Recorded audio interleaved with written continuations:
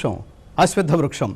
అలాగే మనకి ఉపవేదాలు తెలుసు. వేదానికి 4 ఉపవేదాలు ఉన్నాయి. ఒకటి ఆయుర్వేదం, రెండవది ధనుర్వేదం, మూడవది గంధర్వ వేదం, 4 అర్ధవేదం.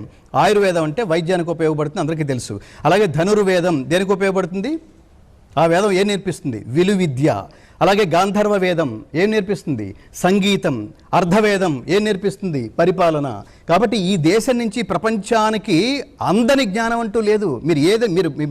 మీరు ఒక పర్టికులర్గా ఇది మాకు కావాలని చెప్పండి, జ్ఞానానికి సంబంధించిన సూపర్ మార్కెట్ భారతదేశంలో ఉంటుంది. మిగతా మతాలు చూడండి, మిగతా మతాలన్నీ ఒక్కొక్క గ్రంథమే. మీ మతానికి ఆధారమైన గ్రంథం ఏమిటి చెప్పమంటే ఒక్కొక్కళ్ళు ఒక్కొక్క గ్రంథం చెప్తారు. కానీ భారతదేశం మరి మీ మతానికి గ్రంథం చెప్పమంటే గ్రంథం కాదురా నాయన, ఇక్కడ గ్రంథాలయమే ఉంది, కొన్ని వేల పుస్తకాలు ఉన్నాయి ఇక్కడ అని చెప్తాం మనం చాలా గర్వంగా. కాబట్టి ఉపనిషద్వాక్యంగా పేర్కొనబడుతున్న ఊర్ధ్వమూల మతశాఖం అశ్వత్థం